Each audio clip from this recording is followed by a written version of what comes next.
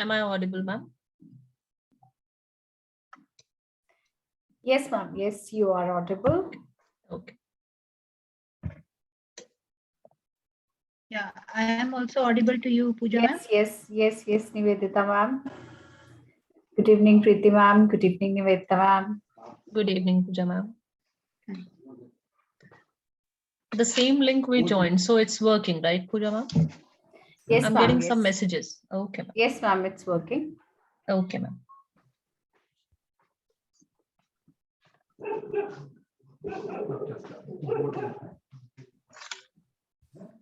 So we have to wait for a few more. Yes, ma'am. We'll be waiting I for think a little. seconds. Yeah, for I think 1 minute more we can wait. Okay. So good evening, everyone. I'm Pooja. Welcome all my participants over here on this AIF platform. मैं आप सबका बहुत बहुत welcome करती हूँ हमारी state series में UP, MP, HP, Haryana और राजस्थान। ये एक बहुत ऐसा प्लेटफॉर्म है जिसमें बहुत सारे हमारे जो ग्रिप्ड माइंड हैं, बहुत इनोवेटिव माइंड्स हैं, दे कम अप, वो आगे आते हैं और अपनी लर्निंग शेयर करते हैं। आई थिंक AIF के प्लेटफॉर्म ने हमें बहुत ज्यादा कनेक्ट कर दिया है और एक बहुत इजी मोड दे दिया है ताकि हम अपनी एक्सपीरियंसेस, अपनी लर्निंग एक दूसरे से एक इजी प्लेटफॉर्म पे शेयर कर सके। लेकिन फिर भी एक क्वेश्चन आता है कि जो हम सीखते हैं उसको हम कितना इम्प्लीमेंट करते हैं। That is again comes to experiential learning. Yes my dear friends, हमारा आज का वेबिनार है एक्सपीरियंशियल लर्निंग इन साइंस।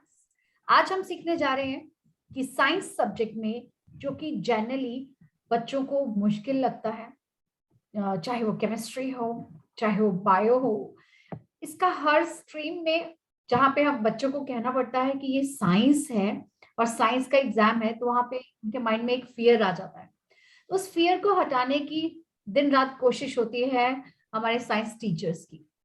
और हमारे CBSE ने बहुत अच्छा एक रूल बनाया है कि एक्सपीरियंशियल लर्निंग अगर हम अपने सब्जेक्ट्स में डाल दें तो वो एक सक्सेसफुल क्लास के रूम में बाहर आएगी।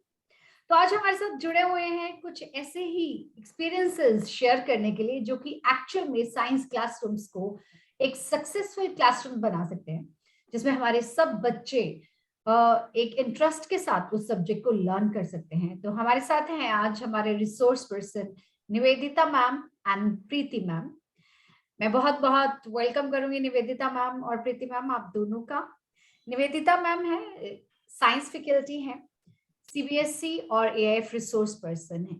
Nivedita ma'am, I am very very thankful to you कि आप आज हमारे साथ जुड़े। प्रीति मैम के बारे में भी मैं कहना चाहूंगी, she is a very well educator, author, podcaster, AIF resource person. एक ही इंसान में इतनी सारी क्वालिटीज होना ये शो करता है, ये दिखाता है कि हाँ हमारे अंदर कितना कुछ है जिसको हम शेयर कर सकते हैं।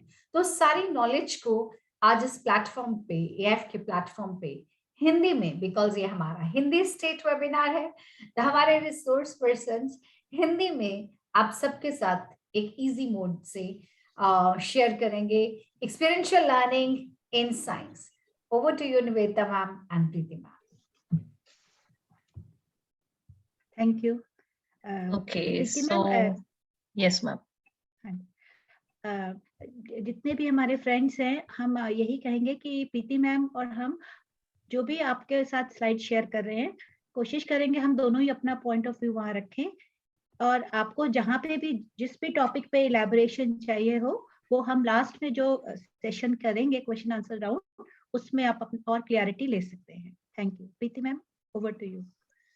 ओके, नमस्कार, मैं हूँ प्रीति रानी और आज के सेशन में मैं और निवेदिता मैम आपके साथ होंगे थ्रू आउट दिस जर्नी।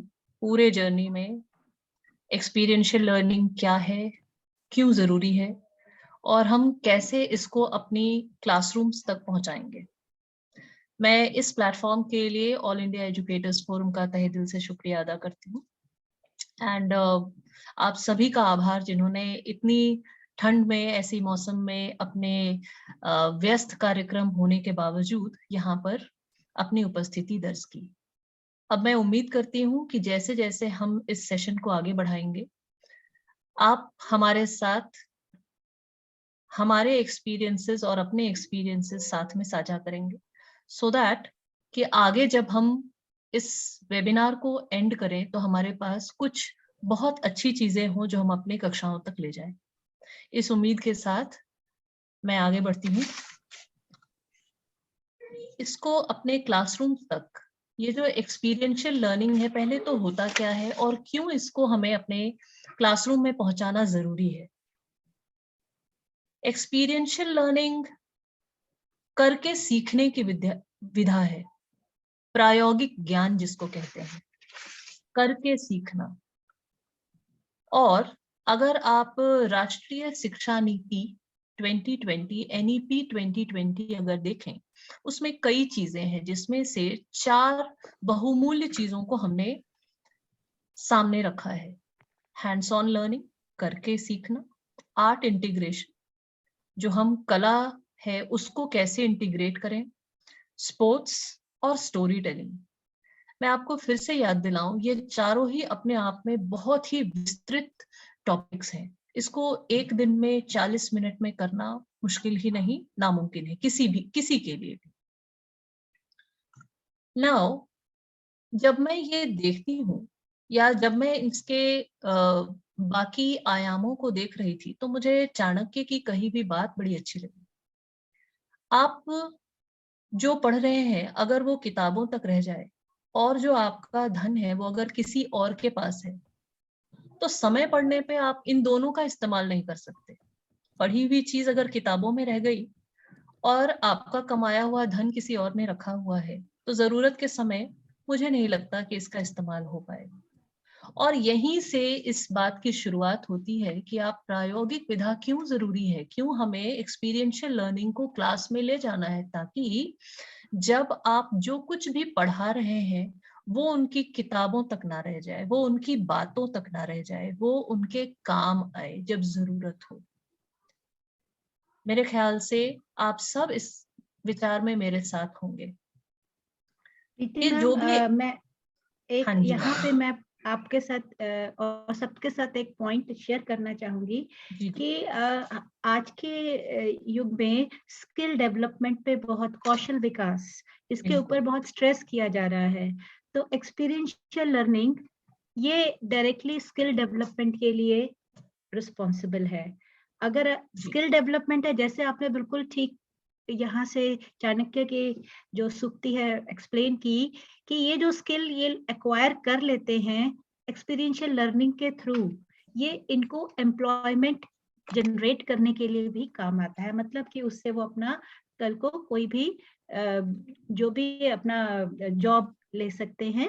जरूरी नहीं है कि उनको व्हाइट कॉलर जॉब करना है, बट वंस बिल्कुल एक बार उनको ये कला आ गई कि कैसे क्रिटिकल थिंकिंग करना है, कैसे एक्सपेरिमेंट्स को डिजाइन करना है, कैसे स्टेप बाय स्टेप चलना है, तो ये ऑटोमेटिकली उनका जो फैकल्टी है, उनका जो मानसिक विकास है, जो उनका शारीरिक विकास है, वो सोचने की जो प्रक्रिया है वो उस तरफ ले जाती है जहां से वो अपना जॉब भी अपॉर्चुनिटीज भी ले सकते हैं।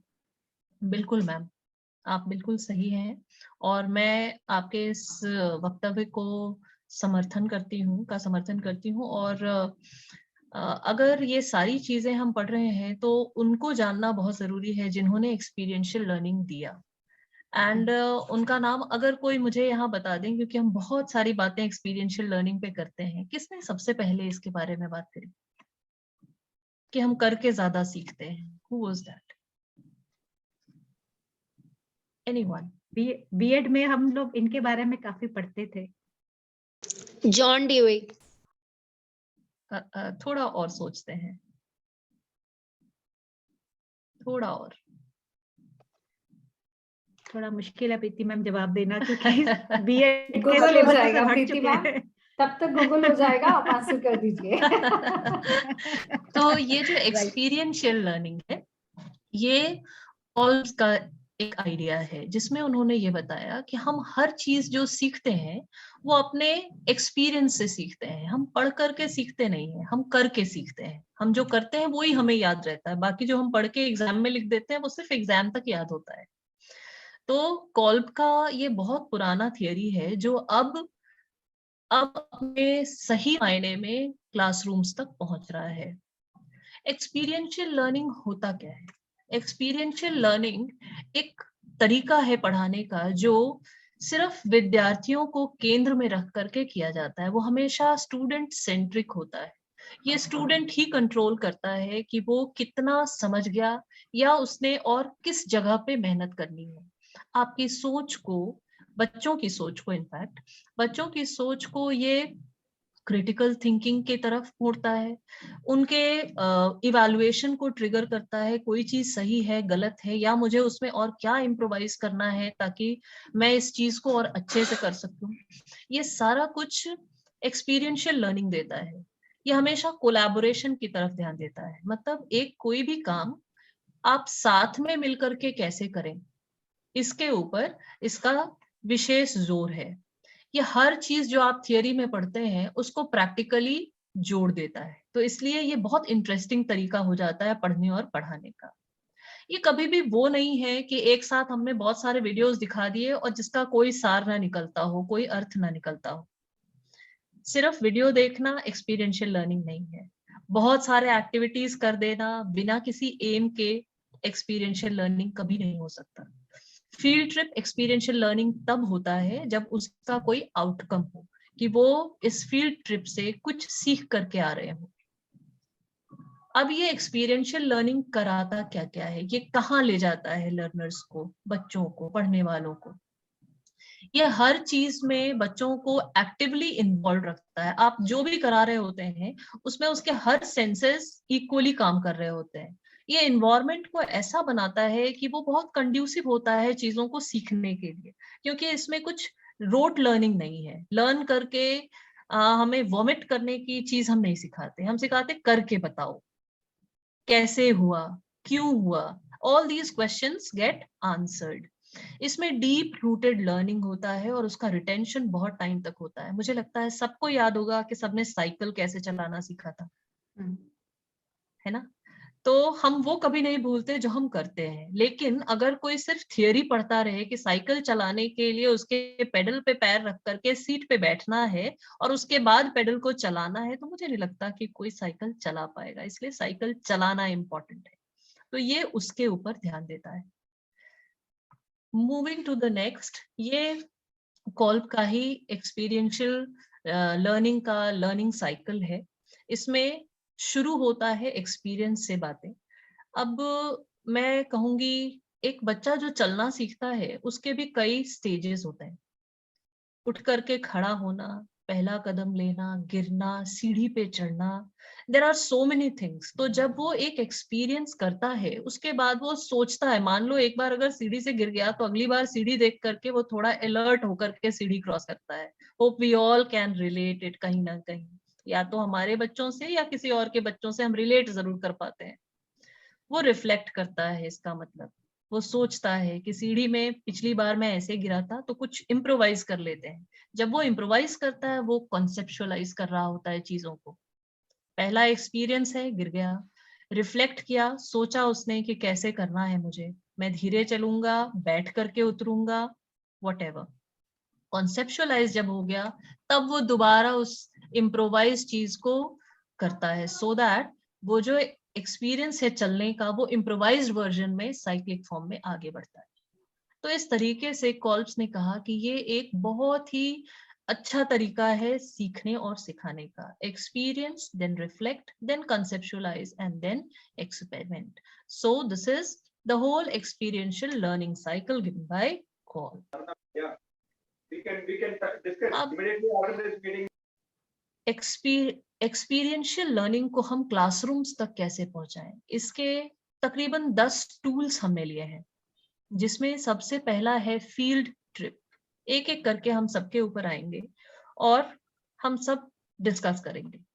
फील्ड ट्रिप, अभी मैंने बताया कि फील्ड ट्रिप कभी भी एक्सपीरियंशियल लर्निंग का पार्ट तब नहीं होगा जब उसका आउटकम 0 हो जाएगा। बट अगर आपने क्लास में बॉटनी पढ़ा रहे हो, अलग अलग तरह के प्लांट्स पढ़ा रहे हो आप, तो अगर बोटानिकल गार्डन का हम ट्रिप करा दें और उसके बाद हम बच्चों से वहां सवाल पूछें कि ये जो हमने पढ़ा था, क्या ये प्रॉपर्टी ये पर्टिकुलर प्लांट में आपको दिखती है, क्या इसके फ्लावर्स वैसे हैं जैसे हमने पढ़ाया था, तो ये कोरिलेट करता है। एंड दैट मोमेंट वो बच्चा कभी भी उस प्लांट के स्पेसिफिक प्रॉपर्टीज को भूलेगा नहीं। दूसरी चीज, जैसे डिस्टिलेशन हम बहुत बार पढ़ाते हैं कि पानी को ऐसे हम प्यूरिफाई करते हैं डिस्टिलेशन से, लेकिन अगर एक डिस्टिलेशन पंप ही हम दिखा दे बच्चों को कि कैसे वो वेपराइज हो रहा है, कैसे कंडेंस हो रहा है, I think that is more beneficial. What do you से निवेदिता मैम? जी मैम, मैं इसी बात पे आना चाहती थी। आपने पहले तो सबको नमस्कार और थैंक यू मैम, आपने बहुत अच्छे से पूरा कॉन्सेप्ट एक्सपीरियंशियल लर्निंग की साइकिल एक्सप्लेन की है। मुझे लगता है कि जो फंडामेंटल पॉइंट है पूरी एक्सपीरियंशियल लर्निंग का वही है, जो क्योंकि बाकी जो हम बातें करेंगे, जो टूल्स लेंगे वो तो है ही, लेकिन इसके थ्रू हमें समझना है कि एक्सपेरिमेंट, सिर्फ एक्सपेरिमेंट करना या सिर्फ किसी चीज को कर लेने से ही एक्सपीरियंशियल लर्निंग नहीं आ जाती है। उस कॉन्सेप्ट को कंसेप्चुलाइज करके उसको रिफ्लेक्ट करना भी बहुत जरूरी है। जैसे कि फील्ड ट्रिप है, ये एक एनपीएल नेशनल फिजिक्स लेबोरेटरी का विजिट है, तो जब वहां हम बच्चों को लेके गए तो बहुत सारे फिजिक्स के अलग अलग वहां पे सेटअप्स लगे हुए थे, कैसे कैलिब्रेट किया जाता है स्केल्स को, ये कितना लिक्विड नाइट्रोजन का कैसे यूज होता है। तो जब बच्चों ने अपने आंखों के आगे डेमोन्स्ट्रेशन होते हुए देखा तो उन्होंने एक्चुअली ये रियलाइज किया कि ये किताबों में लिखी लाइनें नहीं हैं, ये एक्चुअली चीजें हैं जिनको हम देख सकते हैं, समझ सकते हैं, फील कर सकते हैं। बिल्कुल मैम, और फील्ड ट्रिप और किसी भी विजिट का तभी फायदा है अगर उसका एक फॉलो अप करें। बच्चों को रिफ्लेक्ट जरूर कराइए। अगर आप कोई म्यूजियम के लिए प्लान करते हैं या कोई बोटानिकल गार्डन या जू बच्चों को लेके जाते हैं, एक क्वेश्चनियर या उनके एक्सपीरियंसेस को किसी भी फॉर्म में टेस्टिंग असेसमेंट का भी एक टूल आप इससे बना सकते हैं। बट अगर आप उन्हें कहीं लेके गए और उसको रिफ्लेक्ट अपॉन आपने नहीं कराया तो वो एक्टिविटी अधूरी होगी, फिर वो एक्सपीरियंशियल लर्निंग का पार्ट कंप्लीट साइकिल नहीं होगी। दिस इज मतलब ये मैं यहाँ से एम्फेसाइज करना चाहती हूँ कि कोई भी एक्टिविटी, जैसे कि एक field survey and case study का हम यहाँ पे ले रहे हैं। प्रीति मैम, ये एक मुझे आप ये स्लाइड वो शो में इस पे शो नहीं हो रहा है मुझे लगता है, एक बार आप चेक करेंगे स्लाइड शेयर पूजा में। Ma'am, is it in slide show mode? Yes ma'am, it is there. मैं देख पा रही हूँ field survey and case study वाली स्लाइड। नहीं, I mean we mean to say कि ये slide show PowerPoint slide show ही हो, यस मैम, क्योंकि यस हमारे अच्छा, क्योंकि हमने कुछ इस तरह की इमेजेस रखी थी कि आप भी जब वो देखें तो आपके भी फैकल्टीज, ब्रेन फैकल्टीज चलें कि ये ऐसा क्यों हो रहा है, तो ये क्यों हो रहा है, एक्सपेरिमेंटेशन, ये सारी। हाँ, आई थिंक ये काम नहीं कर रहा है इसमें। एनी हाउ, तो मैं कंटिन्यू करती हूँ प्रीति मैम की बात कि जब हम फील्ड सर्वे और केस स्टडी प्लान करते हैं बच्चों के लिए, चाहे वो हम स्कूल में करें या स्कूल से बाहर करें, उसका क्वेश्चनर के फॉर्म में या बच्चों ने उसमें क्या लर्निंग किया और उनका खुद का क्या एक्सपीरियंस पूरे कॉन्सेप्ट को लेके है। एक मैं छोटा सा एग्जांपल लेती हूँ। एक गार्डन में हम गए, उस गार्डन में कई तरह के प्लांट्स हैं, एनिमल्स हैं। उन हम सारे प्लांट्स और एनिमल्स को तो नहीं स्टडी कर सकते। हम अगर कुछ प्लांट्स, हमने सपोज एक पर्टिकुलर कोई प्लांट हमने कहा बच्चों ये प्लांट घास ले लीजिए, क्योंकि एक गार्डन में घास बहुत सारी मिल जाती है, पर एक पेड़ जो है वो सिंगल है। हम अगर बच्चों को डेंसिटी का कॉन्सेप्ट बता रहे हैं कि डेंसिटी कैसे निकालते हैं, पॉपुलेशन डेंसिटी का कॉन्सेप्ट हम लेते हैं, तो बच्चे गार्डन में जब घास को देखेंगे तो अपने आप ही समझेंगे कि नंबर ऑफ, जिस चीज का नंबर ज्यादा है अपॉन एरिया, तो उसकी डेंसिटी ज्यादा होगी। तो उसके कंपैरिजन में एक ट्री की डेंसिटी ज्यादा होगी या नहीं होगी, पर ट्री की हम डेंसिटी नहीं देखते हैं, ट्री का हम कैनोपी एरिया देखते हैं। तो कहने का मतलब यहाँ पे ये है कि जो बातें आप क्लास में बताते हैं वही बातें ज्यादा बेटर बच्चों को समझ आने लगती हैं जैसे ही आप उनकी प्लेस चेंज करते हैं और उनको हैंड्स ऑन ट्रेनिंग के लिए छोड़ देते हैं। यहाँ से कहने का प्राय मेरा ये है। बाकी प्रीति मैम आप भी इस पे कुछ और लाइट डालिए जिससे कि ये और अच्छे से हम डिस्कस कर पाए। मैम फील्ड ट्रिप में यही कहूंगी निवेदिता मैम, हमेशा एक जो आपने कहा कि क्वेश्चनर से एंड होना चाहिए सो दैट उसका आउटकम पता चले। बाकी Outcome मैं एक पता चले। कोट करूंगी सेंट ऑगस्टीन की बात। उन्होंने कहा था कि दुनिया एक किताब है और जो यात्रा नहीं करते वो सिर्फ एक पन्ना पढ़ते हैं। तो it is up to the teacher कि वो एक पन्ना पढ़ाना चाहता है या पूरी दुनिया की बातें बताता है।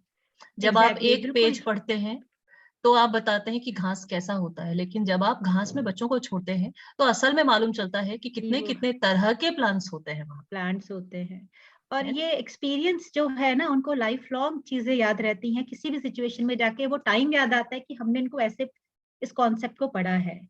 Narratives or great stories, it's a way of telling stories also you can say. ये हम दूसरा टूल ले रहे हैं यहाँ पे। तो आप जब नैरेटिव लेते हैं साइंसेस में, क्योंकि जनरल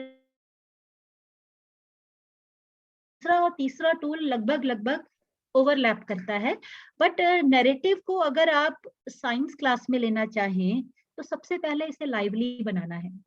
सब लोग खूब अच्छे से इन्वॉल्व हों, हर कोई एंगेज हो, इंक्लूसिव क्लासरूम रखिए, मतलब हर कोई उसमें शामिल हो।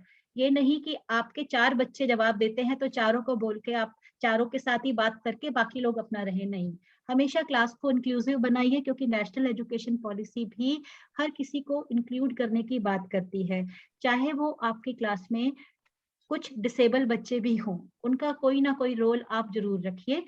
और आपके एक बात कहने से बच्चों को बहुत फर्क पड़ता है, क्योंकि वैसे ही बच्चे आधे टाइम अपने मिसकम्युनिकेशन के चक्कर में और अपने फियर के चक्कर में टीचर के साथ कम्युनिकेट नहीं करते हैं।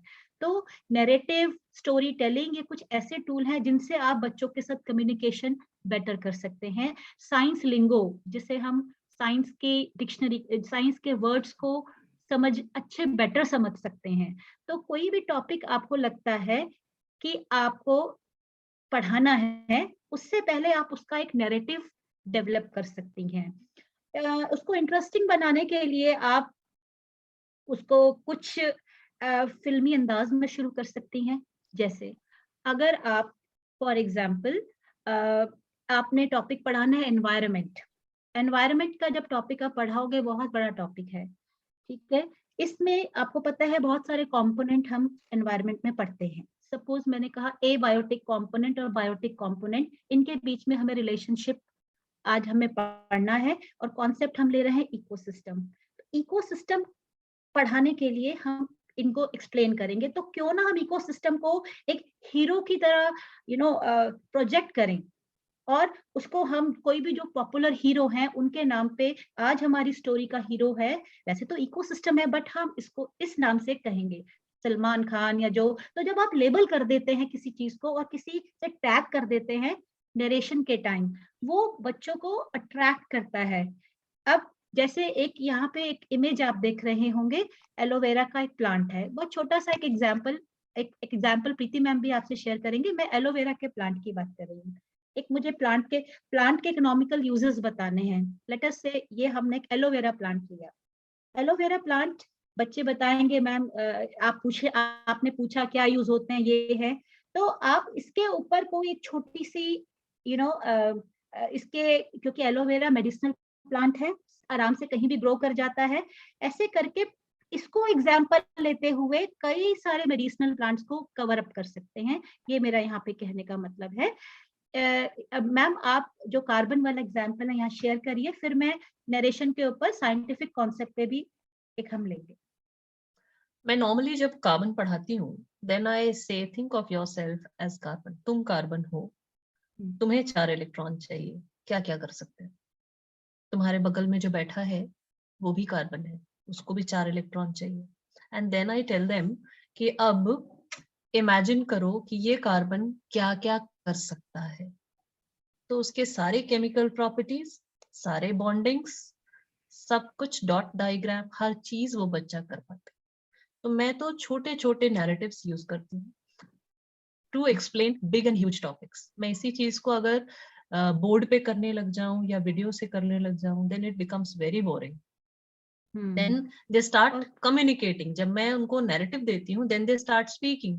मैम एक इलेक्ट्रॉन मैं इससे ले लूंगा, दूसरा इलेक्ट्रॉन उससे ले लूंगा, मेरे फ्रेंड्स हैं, हम लंबा चेन बना लेंगे, हम ब्रांचिंग बना लेंगे, हम आइसोमर्स बना लेंगे, हमारे पिरामिड्स बन जाएंगे. different things come up with different ideas.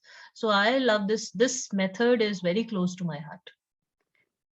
एक मैम सेल डिवीजन हम जब पढ़ाते हैं 9th क्लास के बच्चों के लिए टॉपिक है, थोड़ा सा एट टाइम्स वो समझ नहीं पाते हैं इस टॉपिक को, तो उनको मैं एक सिंपल एग्जांपल से, क्योंकि माइटोसिस और मियोसिस का कॉन्सेप्ट हम देते हैं, तो माइटोसिस में equal number of chromosomes divide होते हैं डॉटर सेल में, मियोसिस में हाफ हो जाता है और नंबर ऑफ सेल्स बढ़ जाते हैं. तो माइटोसिस समझाने के लिए सिंपल एग्जांपल यही है कि जो एक बूढ़ा बाप है, इंडियन सिस्टम में क्या है, जनरली फादर के पास जो भी है वो बराबर बराबर बच्चों में बांटता है. तो एक इस नरेशन के साथ जब हम करते हैं तो बच्चों को एक क्लिक करता है कि एक मदर सेल डिवाइड करता है 2 डॉटर सेल में, तो बराबर बराबर बांट रहा है, कोई उसमें भेदभाव नहीं है, चाहे वो बेटा है या बेटी है. तो आप इसके थ्रू इवन आप social concepts, value based concept भी नरेशन के थ्रू दे सकते हैं, जो कि मुझे लगता है आज बहुत जरूरी है बच्चों को, क्योंकि एज सच कोई वैल्यू सिस्टम देने के लिए अब रहा नहीं, सब कुछ घूम फिर के टीचर्स को ही करना होता है. तो क्यों ना अपने नरेशंस को, टॉपिक को इस तरह हम इंटीग्रेट करें कि वैल्यू सिस्टम, कॉन्सेप्ट बिल्डिंग साथ के साथ हो जाए. अब यहाँ पे एक हमारा हमने एक पिक्चर लिया है जिसमें हमने कोशिश की है कि कैसे हम एक साइंटिफिक पेपर बच्चों से बनवा सकते हैं. तो साइंटिफिक पेपर ऑफ कोर्स ये साइंस का एक इम्पॉर्टेंट पार्ट है. आपने कोई टॉपिक लिया, आज के डेट में बहुत सारे टॉपिक्स हैं जो आप बच्चों को अपने टॉपिक से रिलेटेड दे सकते हो, या उनको आप कह सकते हो ये प्रॉब्लम है, इसके ऊपर एक साइंटिफिक पेपर लिखो. यहाँ वो नरेशन का रोल प्ले कर सकते, नैरेटिव का यूज करके इसे डेवलप कर सकते हैं. ये बिल्कुल थिएटर और ड्रामा से रिलेटेड टॉपिक है जो हम यहाँ पे अप्लाई कर रहे हैं. तो सबसे पहले स्टेप में आपने बच्चों को इंट्रोडक्शन दिया कि ये प्रॉब्लम आपने ली बच्चों, अब इसका लिए एक प्लॉट तैयार करो, इसके लिए ऊपर एक छोटी स्टोरी डेवलप करो और उसमें तुम ये डिस्कस करते हुए दिखाओ कि इस प्रॉब्लम का क्या इम्प्लीकेशन है, समाज पे, आपके परिवार पे इसका क्या असर होता है. फिर अगर हम अब पोल्यूशन सबसे सिंपल एक प्रॉब्लम है जो हम अधिकतर छोटी क्लासेस में हम देखते हैं, डिस्कशन में आती है, और ये एक एक्चुअल सच्चाई भी है. आज की डेट में अगर आप देखें तो मैक्सिमम जो बीमारियां हैं उसका एक root cause air pollution Delhi में तो है. तो हम करते करते फिर कंक्लूड करेंगे और बच्चे उसमें, ये काम आपने बच्चों से कराना है आपको, लेकिन ये साइकिल उन्हें समझानी होगी कि थीम को लेते हुए उस पर डिस्कस करते, प्लॉट स्टोरी बनाते हुए, फिर उसमें सारे एप्लीकेशन रिजल्ट्स देते हुए प्रॉब्लम का सॉल्यूशन बताएं. ये बच्चे जब नैरेटिव देके करेंगे तो आप देखेंगे कि इतने मुश्किल टॉपिक वो इतनी आसानी से नरेट कर पाते हैं. ये एक्सपीरियंशियल लर्निंग में बहुत काम आता है, मतलब बच्चों को साइंटिफिक पेपर लिखने में बहुत काम आता है. नाटकीय तौर पे बच्चे किसी भी प्रॉब्लम को, जैसे कि अभी आप एक छोटा सा एग्जांपल लीजिए, वैक्सीन की प्रॉब्लम है. वैक्सीन का आपको पता है कई लोग अभी वैक्सीन के लिए तैयार नहीं है. इंडिया में तो इतना प्रॉब्लम नहीं है, बाहर के देशों में, बल्कि अब इंडिया में भी कई लोग वैक्सीन नहीं लेना चाहते हैं क्योंकि उनके अपने कुछ एजम्पशंस हैं. तो क्यों ना हम कुछ ऐसा नरेशन बनाएं जिसमें ये ऐसे लोगों को, पहले तो वैक्सीन क्यों जरूरी है, वैक्सीन के बारे में बताते हुए, ऐसे लोगों की हम प्रॉब्लम बताते हुए, उनको कुछ समझाते हुए कंक्लूड करें. तो एक नैरेटिव जब आप देते हैं तो वो चीज अपने आप सिंप्लीफाई होके, थोड़ी मेहनत लगती है, थोड़ा टाइम लगता है, बट ये होमवर्क के रूप में दिया जा सकता है. क्यों हम उनके बहुत ज्यादा टेस्टिंग प्रोसेस लंबी करें, क्यों ना हम बच्चों को इस तरह के कॉन्सेप्ट से ग्रिल करते हुए उनकी लर्निंग को एम्पावर करें. ये मेरा कहना है. मैम अब आप बताइए. सो नेक्स्ट टूल जो हमारा अगला टूल है, that is story telling. Story telling is the hot cake of the market these days. ये सबसे ज्यादा इम्पोर्टेंट टूल है और ये हर सब्जेक्ट में चलता है. If I say कि there was a lady who was very engrossed in the laboratory, एक लेडी है जो अपने लेबोरेटरी में बहुत बिजी रहती है, इतनी बिजी कि उसे घर जाने की भी फुर्सत नहीं। एंड व्हाट शी डज कि एक कंपाउंड है, एक एलिमेंट है जो उसके समझ में नहीं आ रहा, उसने एक एक्सरे प्लेट उठाई, उसके ऊपर रैप किया और ड्रॉअर में डाल दिया और वहीं लैब में सो गई। दूसरे दिन जब वो उठी, उसने वो रैपर खोला एंड उसने देखा कि उसमें बहुत सारे लाइंस बन गए। वो लाइंस कहाँ से आए? बिकॉज वो क्रश वाले लाइंस नहीं थे, उस फोटोग्राफिक फिल्म के ऊपर लाइनें डेवलप हुई थी। वो लाइनें ऐसे आई, सोच सकते हैं उस पे आपको 100 तरह के आंसर्स मिलेंगे। मैम उसने ऐसा फोल्ड कर दिया था, मैम उसमें से कुछ निकल गया होगा, या उसके ऊपर कुछ गिर गया होगा, केमिकल ने रिएक्ट करा होगा। आप उस स्टोरी को स्ट्रीमलाइन करें। वो एलिमेंट जो था वो बाद में एक रेडियो एक्टिव एलिमेंट बना, और ये जो प्रोसेस था ये मैडम क्यूरी ने किया था। ये जो लेडी थी जो लैब में ही रह जाती थी, she was none other than madam Curie. तो स्टोरी टेलिंग, मैंने जिसको भी रेडियो एक्टिविटी पढ़ाया है वो सब स्टोरीज जानते हैं और वो कभी नहीं भूलते, भले वो बाकी एलिमेंट्स भूल जाएं, लेकिन मैडम क्यूरी याद रहती है। तो स्टोरी टेलिंग आप समझ सकते हो कि कितना इंपॉर्टेंट है और कितना इजी है किसी भी चीज को याद रखना। इससे बच्चों में इंटरेस्ट बना रहेगा और ये काम आता है। अब इसका एक टेक्निकल तरीका भी आ गया। मैं कुछ सोच रही हूँ, अगर मैं सोचती हूँ किसी चीज को तो मैं नॉर्मली पीपीटी बनाती हूँ। आजकल बच्चे कुछ सोचते हैं तो वो कॉमिक स्ट्रिप बनाते हैं, तो उनको इन्हीं टॉपिक्स के ऊपर कॉमिक स्ट्रिप बनवा लें हम। उनके लिए उनका एक काम भी है एज ऑथर, दूसरा उनकी क्रिएटिविटी को भी एक प्लेस मिल गया, तो एक सेटिस्फैक्टरी फैक्टर अलग से ऐड हो जाता है। बच्चे कंटेंटेड फील करते हैं। यहाँ पे एक छोटा सा कॉमिक स्ट्रिप आपको दिख रहा है सामने, इसमें आर्किमिडीज यूरेका यूरेका चिल्ला रहे हैं। ये भी क्लास 7th 8th में जब हम पढ़ाते हैं फिजिक्स, तो वहां पे ये बहुत सुंदर से स्टोरी के फॉर्म में बताते हैं। सो स्टोरी टेलिंग तो हमेशा से ही बहुत अच्छा लगा है। और अगर आप लोगों को भी याद हो, हमारे क्लासेस में जो टीचर्स ने हमें स्टोरीज बताई हैं, शायद वो स्टोरीज हमें ज्यादा याद है आज भी rather याद than उनकी है। क्लासेस। बिल्कुल मैम, आप बिल्कुल ठीक कह रहे हैं। मैम जैसे डायनासोर्स के ही बारे में मैं बताऊं तो इनके इतने सारे नाम हैं, हर किसी का नाम याद रखना मुश्किल है। बट बिल्कुल आज की डेट में इनके इतने सारे मॉर्फ्स आ चुके हैं, गेम्स आ चुकी हैं, मैगजीन्स आ चुकी हैं कि बच्चों को इनके सारी जो सीरीज है, किस तरह से इनका पैटर्न है एवोल्यूशन, वो तक भी याद है। तो याद मुझे है, लगता है बिल्कुल कि स्टोरी जो टेलिंग है वो एक बड़ा आसान तरीका है कनेक्ट करने का किसी भी मुश्किल टॉपिक को एक बच्चों के साथ। ये बच्चों बिल्कुल को ही मैम, नहीं, हमको भी एक बहुत अच्छी डीप अंडरस्टैंडिंग देता है, क्योंकि जब आप एक मुश्किल टॉपिक को स्टोरी फॉर्म में लेके आते हो तो आपको एक्चुअली उसे बहुत ग्रिल करना पड़ता है, सिंप्लीफाई करना पड़ता है। और मुझे लगता है जो भी स्टोरी टेलिंग मेथड एक्चुअली मुश्किल टॉपिक के लिए हमें इंट्रोडक्शन पार्ट में या फिर उसको एंड करना, कहीं ना कहीं हमें ये जरूर डालना चाहिए अगर आप अपनी क्लासेस को इंटरेस्टिंग बनाना चाहते हैं।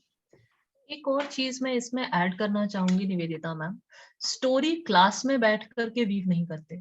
स्टोरी के लिए हमेशा एक प्रायर सेटिंग होता है, कैरेक्टर्स Prior पहले डिफाइन करिए, अपने वॉइस का मॉड्यूलेशन ध्यान रखिए, क्रिटिकल टाइम्स पे पॉज लीजिए, अपने वॉइस मॉड्यूलेशन को या फिर म्यूजिक इंक्लूड करिए when you are in online sessions.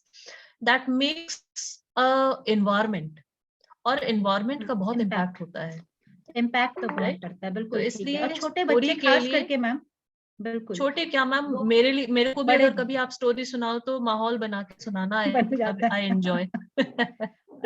I know okay, बिल्कुल।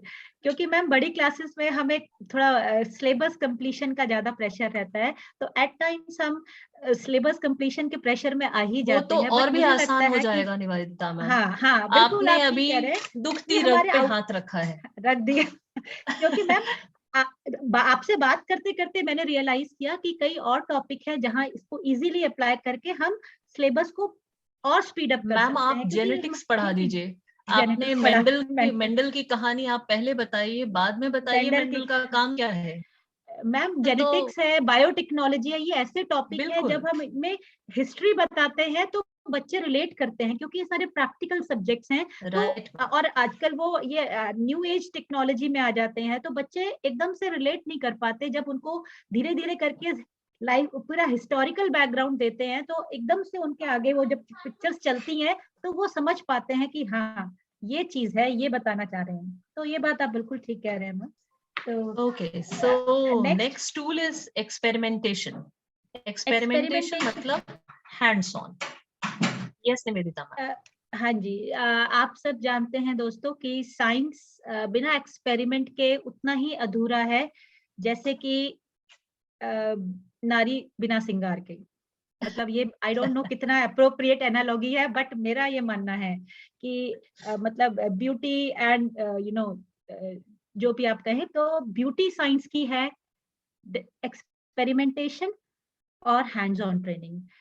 जब हम एक्सपेरिमेंट लैब में करते हैं, मुझे लगता है मैक्सिमम बच्चे वहां से क्लियर कर लेते हैं, बट उसके बाद भी जब वो अपने हाथ से करते हैं, क्योंकि डेमोन्स्ट्रेशन जब आप करते हैं, फॉर एग्जांपल आप सामने दो पिक्चर्स आपको नजर आ रही हैं, एक में एक्टिविटी होते हुए नजर आ रही है कि कोक में हमने जैसे ही विनेगर डाला रिएक्शन हुआ। तो एसिड बेस रिएक्शन जब हम करते हैं उनके लिए हमने डेमोन्स्ट्रेशन दिखाया, कई चीजें उससे क्लियर हो गई। बट जब आपने बच्चों को कहा कि बच्चे आप घर जाके ये सैंपल लीजिए और उनमें आप पीएच की टेस्टिंग करिएगा, या फिर पीजो इलेक्ट्रिक इफेक्ट आपको पढ़ाना है, तो पीजो क्रिस्टल्स को जब आप फिजिकली उनको फोर्स करते हो या प्रेशर डालते हो, वो पीजो क्रिस्टल्स एक्टिवेट होते हैं एंड इलेक्ट्रिसिटी जनरेट करते हैं। तो ये जो डेमोन्स्ट्रेशन सामने आप देख रहे हैं, क्रिस्टल्स को आप देख रहे हो, जैसे ही प्रेशर डाला हैमर से तो वो इलेक्ट्रिसिटी प्रोड्यूस करेगा और ये जो इक्विपमेंट है वो काम करेगा। तो कहने का मतलब है, लेकिन मैंने जब बताया और दिखाया, कुछ बच्चे उससे क्लियर हो जाएंगे, बट हम ये जानते हैं कि मल्टीपल इंटेलिजेंस का कॉन्सेप्ट भी है। कुछ बच्चे देख के सीखते हैं, कुछ बच्चे सुन के सीखते हैं, पर मैक्सिमम बच्चे अपने हाथों से करके सीखते हैं। तो हमारा कोशिश ये रहना चाहिए, जो भी आप टॉपिक पढ़ाएं उसके साथ कोई ना कोई एक्टिविटी जरूर डिजाइन करें, या फिर टाइम नहीं है तो बच्चों को ही आप कहिए कि आप ये एक्टिविटी अपने लेवल पे जो भी सिंपल तरीके से है करिए। खासकर ऑनलाइन टाइम पे बच्चों के पास जब एक्सपेरिमेंटेशन के लिए लैब्स अवेलेबल नहीं है, हम डेमोन्स्ट्रेट करके उनको कुछ तरीके बता सकते हैं या यूट्यूब का लिंक भेज सकते हैं कि वो अपने आप एक्सपेरिमेंट डेमोन्स्ट्रेट करके दिखाएं। एक एग्जांपल यहाँ पे डीएनए आइसोलेशन का है। डीएनए की बात करते हैं, क्रोमोसोम्स की बात करते हैं, लेकिन ये सारी चीजें सिर्फ बात क्यों करें जब ये दिखाई जा सकती हैं, उनको समझाई जा सकती हैं कि ये कैसे कर सकते। एक यहाँ पे एक example art integrated science activity का लिया है कि कैसे आप जो जब हम जेनेटिक कोड पढ़ाते हैं, जेनेटिक्स में हम ट्रांसक्रिप्शन पढ़ाते हैं बच्चों को कि कैसे डीएनए से प्रोटीन बनते हैं एक सेल के अंदर, तो उसकी हेल्प से और कैसे ये टेक्नोलॉजी मेडिकल साइंसेज में यूज हो रही है। आज की डेट में कितने लोग जो इस चीज को नहीं जानते थे, कोरोना के वजह से इस कॉन्सेप्ट को समझने लगे हैं। तो ये एक रंगोली के थ्रू ये यूज करके बताया गया है। तो कुछ इनोवेटिव तरीके से कुछ बच्चे, क्योंकि ये मेरा मानना है मैक्सिमम बच्चे 80% to 90% children they learn just by doing. Simple activity दीजिए, जरूरी नहीं है आप, ये भी मैं नहीं कहूंगी कि हर कॉन्सेप्ट के लिए आप एक्टिविटी करिए, पॉसिबल नहीं है, बट जब आपको लगता है कि इस टॉपिक में मैं ये कर सकती हूँ, फॉर एग्जाम्पल आपने बच्चों को एक फ्लावर पढ़ाया, फ्लावर ऐसी चीज है जो हर जगह मिल जाता है, तो क्यों ना बच्चों को ये कहा जाए कि बच्चों ये मैंने पढ़ाया, अब मैं आपका रिफ्लेक्शन देखना चाहती हूँ। तो आप चाहे रोज प्लांट है, चाहे सनफ्लावर है, जो भी आसपास आपके फ्लावर है, उसका एक चार्ट बना के, जैसे कि एक सैंपल आपको 2-3 यहाँ दिखाए हैं, एक्सप्लेन करिए और अपनी क्रिएटिविटी की फॉर्म में जो भी आप समझ पाते हैं करिए, और जहां समझना आए पूछिए। तो जब बच्चे अपने हाथ से बनाएंगे, करेंगे, कुछ बच्चे हैं आप कहेंगे कि टाइम वेस्ट होता है, नहीं, आप यकीन मानिए, आपको अगर आपने एक्टिविटी को ठीक से प्लान किया है, ठीक से बच्चों को समझाया है, बच्चे करेंगे। 5% 10% बच्चे ना भी रिस्पॉन्ड करें, पर हमें तो उस नंबर को देखना है जिन बच्चों को हम हैंड्स ऑन ट्रेनिंग देके इस कॉन्सेप्ट के लिए पक्का कर सकते हैं। एक कॉन्सेप्ट यहाँ पे और लिया गया है, ये पूरा इंटरडिसिप्लिनरी कॉन्सेप्ट को लिया गया है, जहाँ वाटर को प्यूरिफाई कैसे करें, ये एक प्योर एक्सपीरियंशियल लर्निंग का एग्जाम्पल है।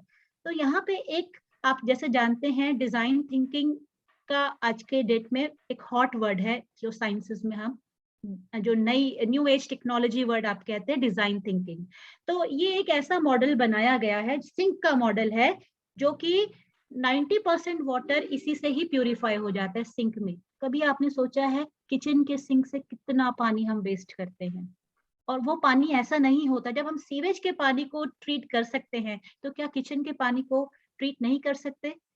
ये जब मेरे को थॉट आया तो मैंने बच्चों से डिस्कस किया, तो हमने फिर एक ऐसा मॉडल तैयार किया कि जिसके थ्रू हम किचन के सिंक को ही मॉडिफाई कर दे, और कैसे कैसे मॉडिफाई करेंगे, ये एक छोटा सा नमूना इसका बनाया था।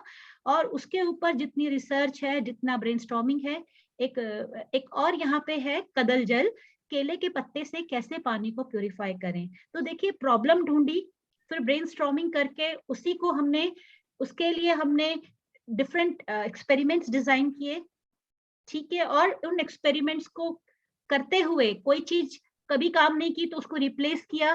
फिर दिस इज ट्रू साइंस, जब आप करते करते आपको एक अल्टीमेटली रिजल्ट मिलेगा।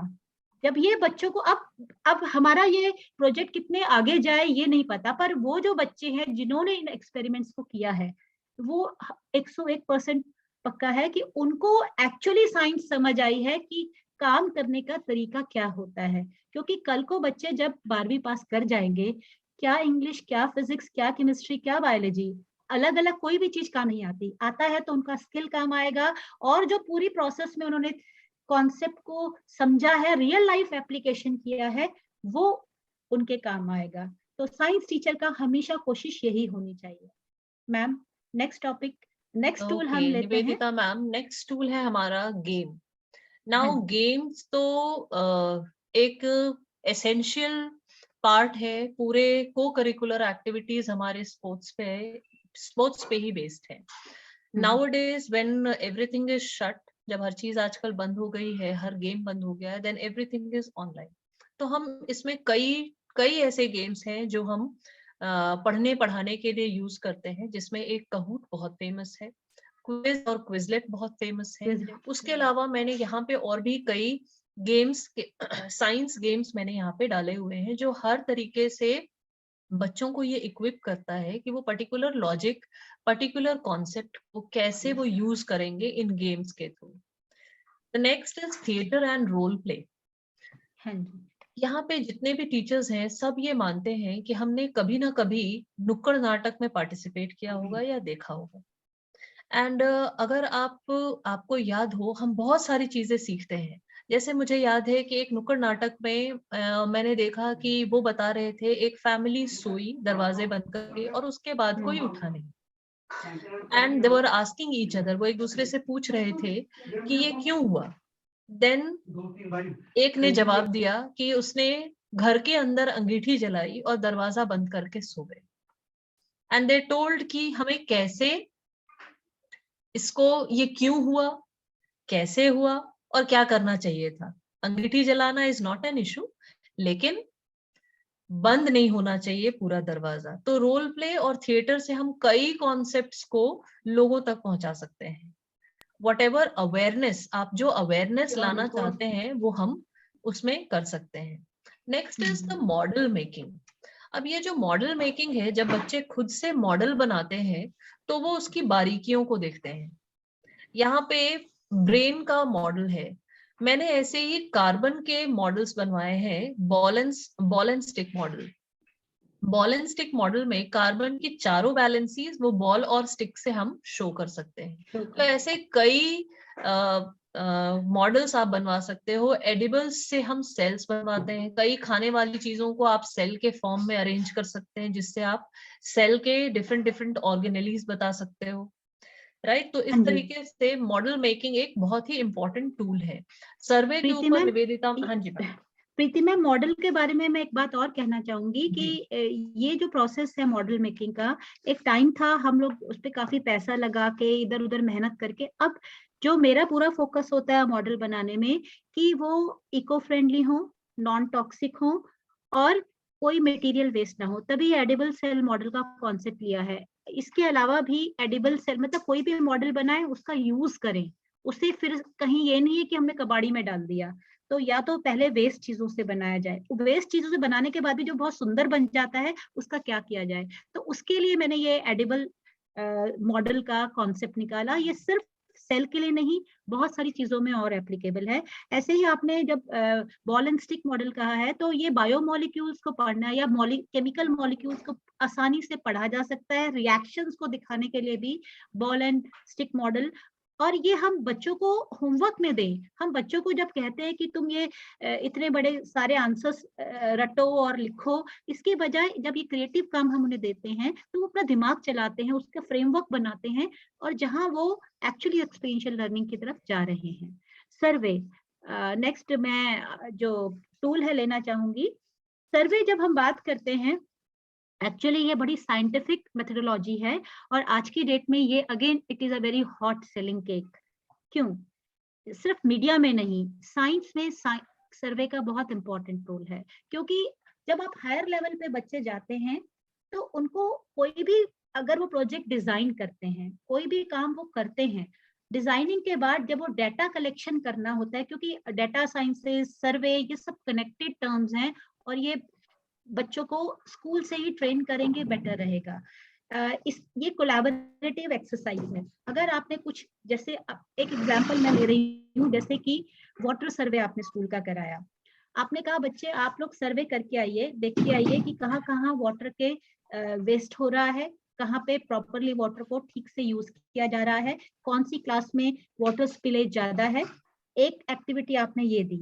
ऐसे ही घर से वाटर बिल्स के ऊपर सर्वे करा सकते हैं। और आज की डेट में सर्वे करना बहुत आसान हो गया है क्योंकि ऑनलाइन मेथड है, डिजिटल मेथड से आप बहुत इजीली, चाहे आपके पास कोई, चाहे गूगल पोल से करा लीजिए, चाहे आप माइक्रोसॉफ्ट पोल से करा लीजिए, सिर्फ 3 या 4 क्वेश्चन डालने होते हैं, रिजल्ट्स पोल के बहुत सुंदर से आपके पास आ जाते हैं, चाहे वो पाई चार्ट लीजिए चाहे बार ग्राफ में। ये पोल जब आप करते हैं सर्वे, उसके बाद जो रिजल्ट्स आते हैं बच्चों को एनालिसिस के लिए दीजिए, तो बच्चे बताएंगे आपको कि 40 लोगों से हमने ये क्वेश्चन पूछा तो उन्होंने हमें कहा कि हम पानी को इस तरह इस्तेमाल करते हैं, 20 लोगों ने कहा कि हम पानी का कोई केयर नहीं करते और 10 लोगों ने कहा कि हम प्रॉपरली नल। तो आपके क्वेश्चन के हिसाब से आप एक सर्वे बना के बच्चों को इंटरप्रेट कराने से आप देखेंगे उनकी एनालिटिकल पावर बड़ी इंक्रीज होती है। मैंने पिछले 3-4 सालों से जो 12th के बच्चे जो भी प्रोजेक्ट्स करते हैं, क्योंकि प्रोजेक्ट्स उन्हें करने ही होते हैं, तो सर्वे मैंने उनके लिए कंपलसरी कर दिया है कि किसी भी सब्जेक्ट के साथ आप सर्वे को इंटीग्रेट करें तो आप देखेंगे कि बच्चों की जो एनालिटिकल पावर है, उस कॉन्सेप्ट को अप्लाई करने की पावर है और उसका यूज कैसे सोसाइटी में हो सकता है और नहीं हो सकता या हार्मफुल है, जो भी उसका एप्लीकेशन है वो बहुत अच्छे तरीके से आएगा। तो निवेदिता ये हाँ जी, एक छोटी सी चीज मैं ऐड करूंगी इसमें। हाँ जी, एक आजकल एक नया टॉपिक चल रहा है डायसन स्फीयर। हाँ जी, उसमें अगर आप सर्वे करो वो कहेगा इम्पॉसिबल है, लेकिन बच्चे बड़े सारे छोटे छोटे मॉडल्स के साथ आते हैं कि हम स्टार्स से एनर्जी हार्वेस्ट कर सकते हैं। कर सकते अनदर हैं। Thing, if you want to get the idea कि जो कोल्ड ड्रिंक्स हैं वो कैसे हैं, एसिडिक हैं, कैसे बेसिक हैं, हैं, कैसे बिल्कुल हैं, बेसिक तो सारे ब्रांड्स ले लें और उसके बाद उसका सर्वे कर दें। कंपेयर करके उसका सर्वे निकाल। हाँ यस बिल्कुल मैम, इट्स एन बिल्कुल। Important tool. It's a important tool. और ये ना मैम आज की डेट में मुझे ऐसा लगता है क्योंकि टेक्नोलॉजी के थ्रू फटाफट से रिजल्ट आ जाते हैं। जैसे एक सिंपल है, ओवेरियन कैंसर के बारे में हम कोई डिजीज है तो कितना लोग उसके बारे में जानते हैं, कितने अवेयर हैं। जब छोटे छोटे क्वेश्चंस लेके बच्चे सर्वे करते हैं, they feel empowered, they feel good कि हमें इतने लोगों ने रिस्पॉन्ड किया और इसके ये रिजल्ट है और अच्छा इतने लोगों को ये पता है। तो it gives pleasure to them also when they are exploring. और आपको पता है जिस काम में हमें मजा आता है तो हम उसको और अच्छे से करते हैं। This is the logic behind it. Case study एक और टूल है। केस स्टडीज आज की डेट में तो आपको पता है क्वेश्चन पेपर का ही इम्पोर्टेंट पार्ट बन गई हैं, जहां हम डिफरेंट केस स्टडीज देके फिर उनसे क्वेश्चंस बनाते हैं। केस स्टडी रियल लाइफ से ली जाए बेटर है, जैसे कि कोरोना महामारी का अलग अलग क्वेश्चंस आप फ्रेम कर सकते हो, आपका वैक्सीनेशन का कॉन्सेप्ट। अब यहाँ पे एक जैसे पिक्चर दिया गया है केस स्टडी के लिए, जिसमें आप देख सकते हो कैसे लार्वे से प्यूपा और Butterfly. उससे बटरफ्लाई डेवलप हो रही है।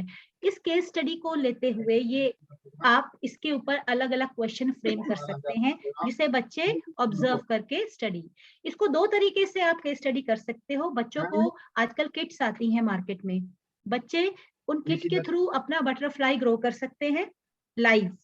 दूसरा, इसी पे क्वेश्चंस बना के आप कितने दिन में ये आया, कितने दिन के बाद उसकी शेप क्या होगी, अलग अलग तरीके से जब क्वेश्चन आप देंगे तो बच्चों को इस एक्टिविटी में मजा आएगा।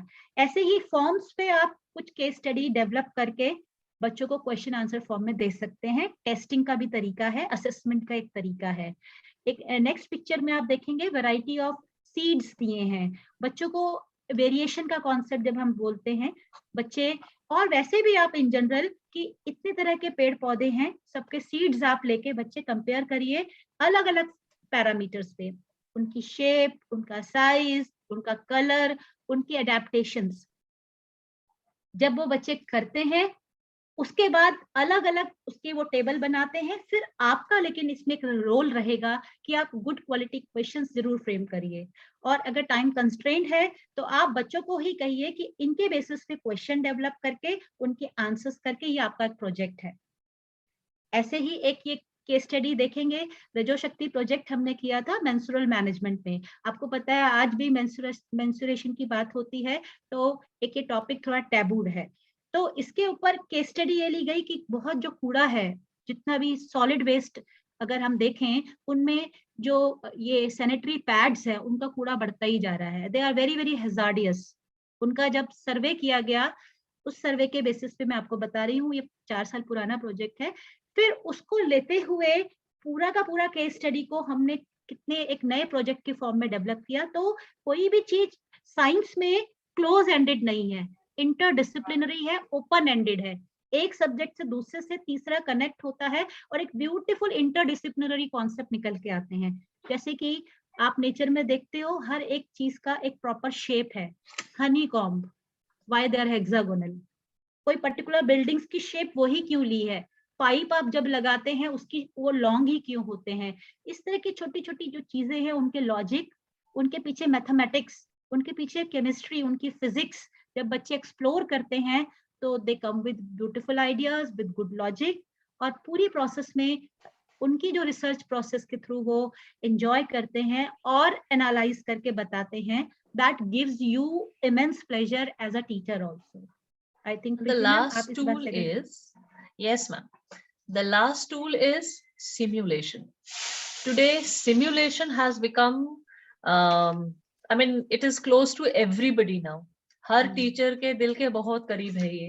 कारण जो आप बोर्ड पर लिखते थे या जो आप बोर्ड पे ड्रॉ करते थे और बताते थे कि ऐसे ऐसे ऐसे होता है, वो अब आप ऐसे दिखाते हैं। सो मतलब इसका तो जवाब ही नहीं, लाजवाब चीज है। चाहे आप बायो पढ़ाइए, फिजिक्स पढ़ाइए या केमिस्ट्री पढ़ाइए, मुझे नहीं लगता कि इससे बेटर टेक्नोलॉजी कुछ कर सकता था साइंस। जिस डाइजेस्टिव ट्रैक को बनाने में 10 मिनट्स लग जाते हैं, उसको आपने सेकंड भर में बता दिया कि ऐसे आपका फूड ट्रैवल करता है। इसको लेबल करो आप यहाँ पे। मैं जिसको प्रेशर, टेम्परेचर और वॉल्यूम को रिलेट करती हूँ, मैं सिमुलेशन से मैं बता सकती हूँ कि एक को कांस्टेंट करूंगी तो बाकी दो का क्या होगा, बाकी का दो का क्या होगा। और मोर ओवर मैम, कोई भी फिगर है, कोई भी सिमुलेशन है, उससे आप उसे इंटरडिसिप्लिनरी भी कर सकते हो। यही आप ग्रेविटी की बात कर सकते हो, यहाँ केमिस्ट्री क्या चल रही है पेट में, कौन से एंजाइम चल रहे हैं, कौन से केमिकल्स हैं, सारे कॉन्सेप्ट हम बच्चों को समझा सकते हैं।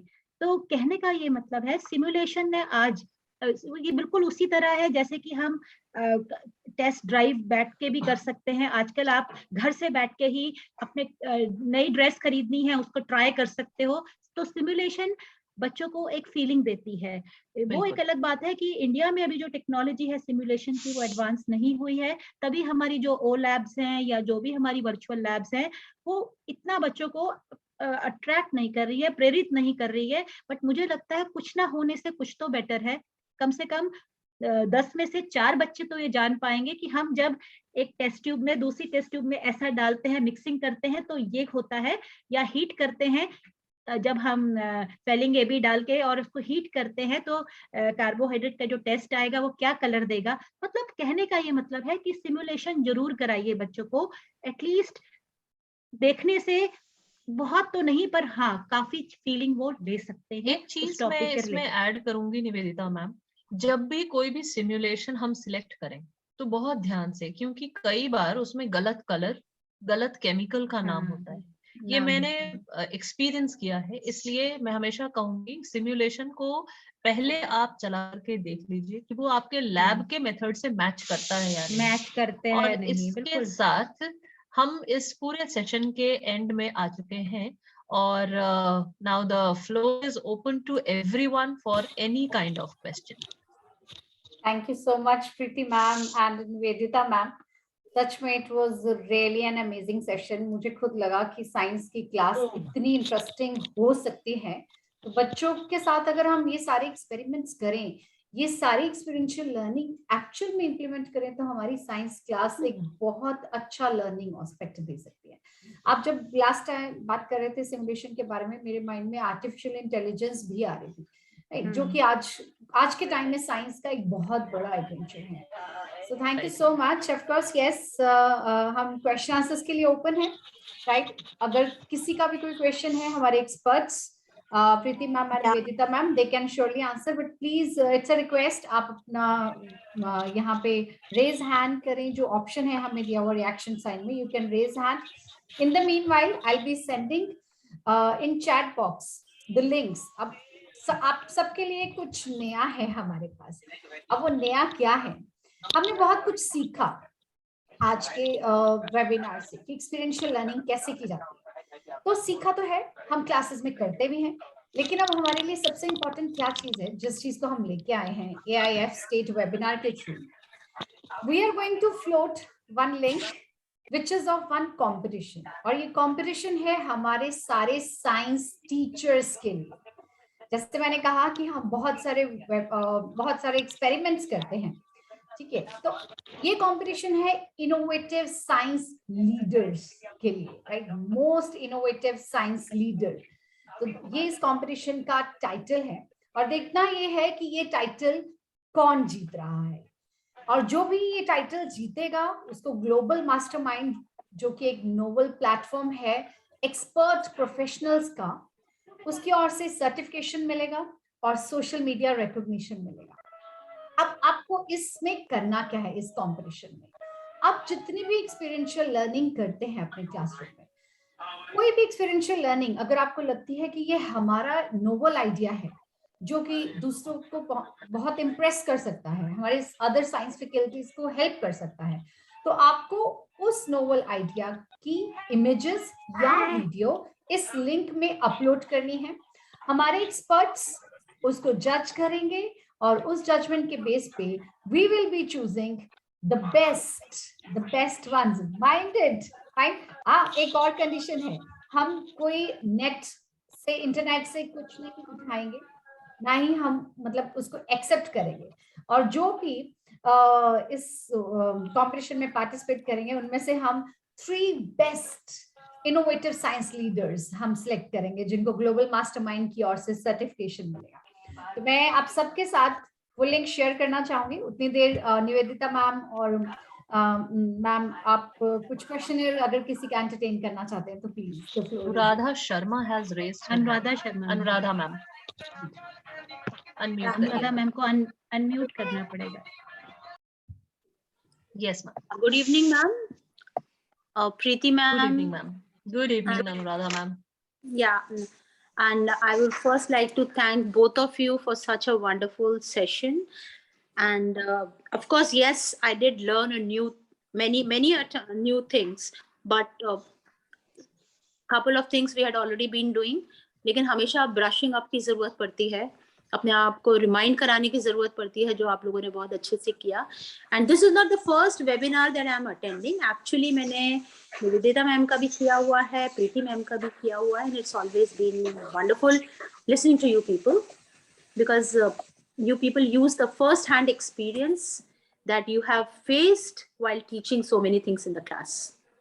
Thank you so much, Anuradha ma'am, for appreciating. Thank you, Anuradha ma'am, for your feedback. It matters a lot because I know कि हमारी कोशिश यही रहती है जो हमारा फर्स्ट हैंड एक्सपीरियंस है वो आपसे शेयर करें, और इस प्लेटफॉर्म के थ्रू एक दूसरे के साथ हम अपने एक्सपीरियंस शेयर करते हैं तो कॉन्फिडेंस और बिल्डअप होता है कि हमें और अच्छा करते हैं. या मैम, यहाँ पर सिर्फ मुझे आपसे एक चीज पूछनी है. एक हम लोग ओ लैब्स तो यूज करते ही हैं, लेकिन उसके अलावा और ऐसे कौन से प्लेटफॉर्म्स है जो हम यूज करते हैं, कर सकते हैं फॉर सिमुलेशन? मैम मैंने 2-3 फॉरेन सिमुलेटिंग प्लेटफॉर्म्स हैं वो ट्राई किया था, बट एक्चुअली दे कॉस्ट, तो इसीलिए मैंने उसको एक्सप्लोर नहीं किया है. ओ लैब देखिए मैम, ऑनेस्टली अगर पॉसिबल हो तो आप अपनी लैब से डेमोन्स्ट्रेशन, अगर आपको स्कूल अलाउ करे तो आप अपने जो चीजें आप, जैसे हमारी फिजिक्स टीचर है वो कुछ चीजें घर लेके आ जाती हैं, उन्हें डेमोन्स्ट्रेट कर देती हैं. कम से कम बच्चों को उस चीज की फेमिलियरिटी रहेगी, क्योंकि जो अपने हाथ से करेंगे उसकी तो कोई वो नहीं है, मतलब उसका कोई मैच नहीं है, क्योंकि ओ लैब में कई सारी प्रॉब्लम्स हैं. बट मुझे लगता है कि कुछ ना, अगर आप नहीं कर पा रहे हैं तो एटलीस्ट उनको ओ लैब का कॉन्सेप्ट हम दे सकते हैं. बट अभी उसके अमृता वाली जो ओ लैब है उसके अलावा कोई और प्लेटफॉर्म मुझे भी नहीं मिला है. This is my honest confession. और मुझे लगता है इससे बेटर ये है कि हम अपनी ही कोई और टेक्निक्स डेवलप करें. जैसे मैं फोटोसिंथेसिस के लिए ट्राई कर रही थी कि मुझे अपने बच्चों को सिखाना है 11th के, तो आई वाज थिंकिंग कि कुछ लीग से हटके जो हम लैब में करते हैं उसके अलावा मैं कुछ एक्सप्लोर कर सकती हूँ. तो 2-3 एक्टिविटी मैंने डेवलप की हैं, बट एक्चुअली मैम इसमें आपके खुद के ही एनर्जी और टाइम लगेगा अगर आपने कुछ अलग से उन्हें दिखाना है तो. और जहां तक बच्चों का है तो या तो बच्चों को आप रिसर्च के लिए दे दीजिए कि बच्चे आप इसको कैसे दिखाएंगे एक्टिविटी के थ्रू, तो मुझे लगता है एक तरीका वो हो सकता है. बट आप ये सोचें कि अच्छे सिमुलेटर्स बिना फ्री उस पे मिल जाए तो मुझे अभी तक नहीं मिला है. मुझे अभी तक नहीं मिला है, तो ये अभी प्रॉब्लम है इंडियन सिमुलेटर्स में. Rashmi ma'am has raised her hand. हाँ जी, And Sonam ma'am. Rashmi ma'am first, then Sonam ma'am. Yes, Rashmi ma'am. Over to you. Good evening, ma'am. And Good evening, ma'am. really, I learned a lot, ma'am, because like ma'am said, I have not attended many of the webinars, and recently only I have started attending the webinars. So I learned a lot, ma'am. It was a wonderful session. Now I'm going to apply also. Like you said कि story narrate करनी है तो Ohm's law है या magnetic effect में Oersted है. So now I'll first tell the history of these scientists, and then I'll move forward with the concept. So बच्चों को मजा आने वाला है. हाँ रश्मि मैम, एक पॉइंट मैं ऐड करना चाहती हूँ. Yes, आप ma'am. जो अपना नरेशन करें तो उसमें आप ओम देखिए, एक तो आप ओम जो बात करते हैं रेजिस्टेंस की, एक ओम जो हम चैंट करते हैं Yes, वो ma'am. साउंड है, तो Yes, ma'am. आप रिलेट भी कर सकते हैं. देखिए साउंड और यहाँ And- पे ओम्स लॉ, तो Yes, मतलब ब्यूटीफुली कॉन्सेप्ट को नरेट करते हुए, और बच्चों के ऊपर छोड़ दीजिए वो उसको आगे कैसे और डेवलप करते हैं. कई बार हमें लिंक्स को छोड़ के उसे गेम में भी कन्वर्ट कर सकते हैं कि हिंट्स हैं. अब आप बच्चे गेम डेवलप करिए, कैसे एक स्टोरी हम वीव करेंगे. Weaving a story in science is also possible. Yes, ma'am. ठीक है, Yes, तो ma'am. ये आपसे डिस्कस करते हुए हाँ. मुझे एकदम क्लिक किया तो मैंने आपसे शेयर किया. Yes, ma'am. Yes, ma'am. हाँ जी, thank you yes, so ma'am. Much. I am sorry, मैं बीच में इंटरप्ट कर रही हूँ, लेकिन मैं आप सबकी नॉलेज के लिए एक बार फिर बताना चाहूंगी कि हमने 3 लिंक्स हमने चैट बॉक्स में फ्लोट करे हैं. एक है फीडबैक फॉर्म का लिंक, मैंने उसके नीचे लिख दिया है, और एक है हमारे कंपटीशन का लिंक जो कि मोस्ट इनोवेटिव साइंस लीडर का कंपटीशन है, जिसमें आपको अपनी एक्टिविटीज अपलोड करनी है. It can be video, it can be any PDF form of images, अगर आपने कुछ उसकी फोटोज ले रखी हैं. और ये लिंक ओपन रहेगा 27th of December midnight 12 o'clock तक. और तीसरा लिंक हमने फ्लोट करा है सर्टिफिकेट्स के लिए. तो आई होप कि आप सब इन तीनों लिंक्स को फिल करने वाले हैं थोड़ा सा टाइम निकाल के, बिकॉज तीनों लिंक्स हमें और आप सबको बहुत बहुत बेनिफिट देने वाले हैं. Thank you so much. Yes ma'am, please continue. Ma'am, one question, ma'am. How do ma'am like science games, ma'am? आपने बताया there are so from where to find out कि ये games हमें मैम किस प्लेटफॉर्म पे मिल सकते हैं? आप Kahoot को तो गूगल पे कर लोगे मैम, क्विजलेट ma'am. भी आपको मिल जाएगा. गूगल करोगे ना, if you put type there Quizlet, आपको Okay, क्विजलेट आ जाएगा. क्विजेस भी हम अच्छे से यूज करते हैं. Okay, Kahoot तो बच्चे बहुत अच्छे से खेलते हैं. ट्राई अच्छे इट से आउट, बहुत अच्छा है. रश्मि मैम, दूसरा एक ये भी है कि आप जब टाइप करेंगी कोई भी, जैसे साइंस का कोई बोर्ड गेम कैसे बनाएं, जरूरी नहीं है कि आप अगर कंफर्टेबल ना हो ऑनलाइन तो आप बोर्ड गेम भी बना सकते हैं. जैसे हम लूडो और सांप सीढ़ी खेलते थे, उस फॉर्म में भी आप रख सकते हैं. आप 16 पर्ची ढप भी खेल सकते हैं, बट आपको ये देखना है कि किस कॉन्सेप्ट में हम कैसे लगाएंगे, कहाँ यूज पेपर करना है. गेम्स आप कर सकते हैं. ऐसा नहीं है कि आप सिर्फ ऑनलाइन गेम्स कर सकते हैं. तो ये हम अपनी इंडिजिनस मेथड जो हमारे गेम्स के होते थे, जो हम छोटे में खेलते थे, राजा मंत्री चोर सिपाही, ये भी खेला जा सकता है. ये सिर्फ आपको अप्लाई करना है कि किस कॉन्सेप्ट में मैं ये अप्लाई कर सकती हूँ. ठीक है. तो आप ये इस पे, ये अपने आप में एक बहुत बड़ा, एक्चुअली जैसे प्रीति मैम ने शुरू में ही कहा था कि ये अपने आप में ही सारे टूल्स बहुत बहुत वास्ट हैं. तो ये सेशन एक्चुअली एक इंट्रोडक्शन था. कभी आगे हम लोगों का मौका होगा तो जरूर एक एक टूल पे हम पूरा सेशन ले सकते हैं विद एग्जांपल्स. तो टाइम का कंस्ट्रेंट है और कोई दिक्कत नहीं है. Thank you so much, ma'am. Thank you so much, ma'am. Over I to really learned a Sonam lot, ma'am. ma'am. Good evening, ma'am. हाँ जी, Good evening Sonam ma'am. Sonam.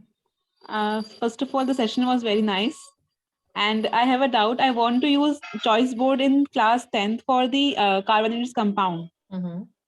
तो वहां पे जब मैं स्टोरी नरेटर की फॉर्म में बात, जैसे आपने एक पॉइंट दिया कि मैं कार्बन हूँ, तो वो दूसरे बच्चे साथ भी कार्बन है, उससे वो बॉन्ड शेयरिंग कर रहा है. तो इस फॉर्म में अब ऑनलाइन की टर्म्स में मैं ये दूसरे बच्चे को कार्बन फॉर्म बनाना, तो वहां पे मेरे पास इशू आ रहा है कि मैं स्टोरी नरेशन किस फॉर्म में करूँ वहां पे. तो वहां पे मैंने देखा था ड्राइंग के फॉर्म में, तो मैंने एप्लीकेशंस ऑफ कार्बन ले लिए कि वहां पे आप कोई भी पार्ट ले लो कार्बन का, जहाँ पे वो आप कार्बन के कंपाउंड्स का एप्लीकेशन वाला पार्ट आप रिफ्लेक्ट कर रहे हो. बट दिक्कत है स्टोरी नरेशन के ऊपर. तो स्टोरी नरेशन में क्या टॉपिक लूं मैं कि जो मुझे हेल्पफुल हो. कार्बन पे.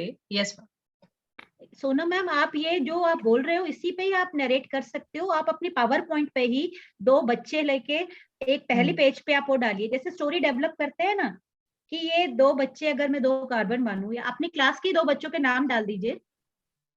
अब नेक्स्ट स्टेप पे क्या होगा, उनसे क्वेश्चन करिए. फिर नेक्स्ट स्टेप पे क्या होगा, फिर आप पूरी प्रॉपर्टीज लेके कैसे चेन बनेगा, ब्रांच स्ट्रक्चर कैसे होगा, आप और बच्चे ऐड कर दीजिए. तो आपको थोड़ा सा ये मेहनत करना पड़ेगा पावर पॉइंट पे. या आप कॉमिक स्ट्रिप कर लो मैम. कॉमिक स्ट्रिप में आप अलग अलग कैरेक्टर्स करके ना ब्यूटीफुली हो जाएगा वो. It won't take much time.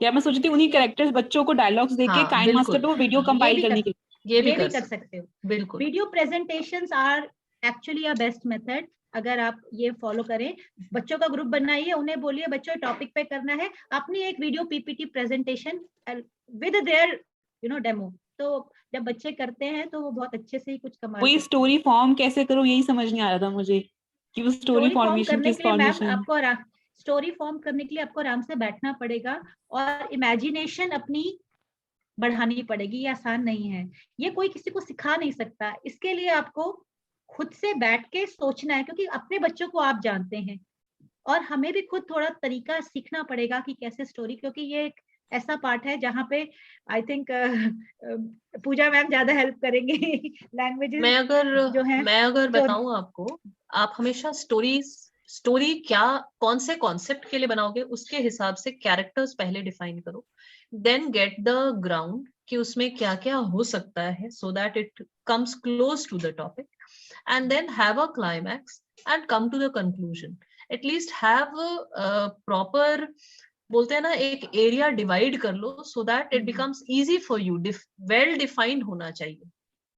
और जैसे कि प्रीति मैम ने कहा था कि हम स्टोरी तभी एक सक्सेसफुल होती है जब हम उसमें वॉइस मॉड्यूलेशन डालते हैं. अगर वॉइस मॉड्यूलेशन नहीं होता स्टोरी बनाना मुश्किल नहीं है, स्टोरी सुनाना मुश्किल है। सुनाना मुश्किल। हाँ पूजा मैम, Very- एक्चुअली जब हम साइंस का कॉन्सेप्ट लेके स्टोरी बिल्कुल। वीविंग करने लगते हैं तो एक्चुअली सोनम की बात ठीक है, इतना आसान नहीं होता बैठ के हाँ। कि एकदम से हम उठे और एक स्टोरी लिख दे। नहीं, we really need to think over कि हम, जैसे प्रीति मैम ने कहा कि हम बताना क्या चाह रहे हैं, हमारा ऑब्जेक्टिव क्लियर हो, हमारा कंक्लूजन क्लियर। तो अपना लर्निंग ऑब्जेक्टिव को आप अपना वो बना के फिर क्या कैरेक्टर देने हैं।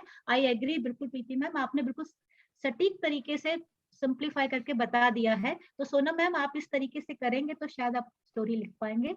ज्यादा Yes, उसको ma'am. वाइड मत करिएगा, बिल्कुल ब्रीफ होके कम से कम चीजें लीजिएगा कि मुझे बच्चों को स्टोरी में बतानी है। की पॉइंट्स अपने रख लीजिए, ठीक है ना? Thank तो you आप so कर much, पाएंगे। ma'am.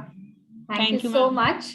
Thank you, ma'am. Thank you. हमारी बहुत से, हाँ जी, हाँ जी, अनुराधा मैम आप कुछ कहना चाहते हैं? स्मॉल थिंग एक्चुअली, हाँ जी प्लीज। अपने 10th क्लास के बच्चों को, अभी तो हमारे सिलेबस में नहीं है क्लेंजिंग एक्शन ऑफ सोप, लेकिन जब मैं क्लेंजिंग एक्शन ऑफ सोप उनको बताती हूँ तो मैं काफी सारे बार, नॉट एवरी टाइम बट काफी सारे बार मैं उनको स्टार्ट करती हूँ, this is a unique love affair. Because एक तो उस क्लास के बच्चे, उस एज के बच्चे ना अफेयर्स के बारे में सब कुछ बहुत अच्छे से जानते हैं। And then I tell them about the love affair between the what was it, the Greece and the hydrocarbon tail. तो ऐसे लव अफेयर है और वो एक दूसरे के पीछे पीछे बाहर खींचे चले जाते हैं, something like that.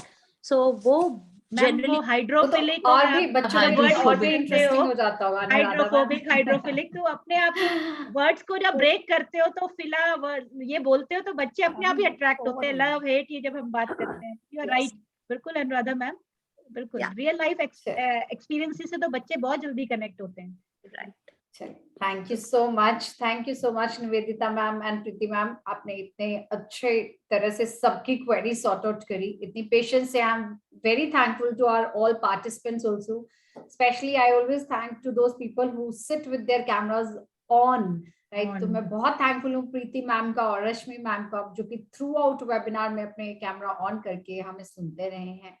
We are very thankful, Sonam ma'am भी। So at the end, we'll be concluding like this: experiential learning means not only experiencing and teaching, it means implementation as well. सुनना समझना बहुत जरूरी होता है हम सबके लिए, लेकिन उसको करना भी जरूरी होता है। जब तक हम प्रैक्टिकली किन्हीं चीजों को करके नहीं देखेंगे, तब तक हम किसी भी लीड में सक्सेस नहीं हो सकते हैं। तो उस चीज को प्रैक्टिकली करना और भी ज्यादा जरूरी हो जाता है।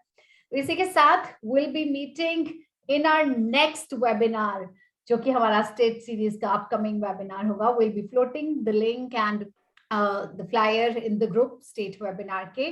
आई होप कि हमारे जो टीचर्स हैं, हमारे फैकल्टी मेंबर्स हैं, वो हमें वहां भी ज्वाइन करेंगे। So once again, thank you so much Nivedita ma'am and Preeti ma'am, and I am very thankful to the platform of AIEF, Matthew sir, जिनकी वजह से हम सब इतने connected हैं, and it is such an easy mode to share the knowledge with all of us. Thank you once again. So with this, I'll be just taking goodbye. Thank you ma'am. Thank you so much Pooja ma'am, and thank you everyone for joining the session. Thank you so much. Thank you everyone.